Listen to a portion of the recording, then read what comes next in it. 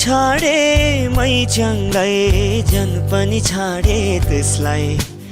अब त मलाई मन छैन गाउँ छोडेर जाने के भयो च्याङबालाई धेर जड खाए जस्तो आप्पाले सोधे गल पर्ला दोचाको छाप जस्तो मन छाडे मै च्याङलाई जन पनि छाडे त्यसलाई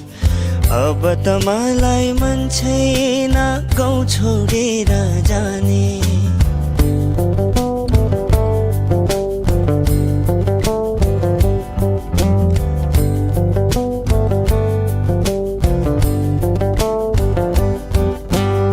अरूमा केटा डराउँछ च्याङमा त डराउँदैन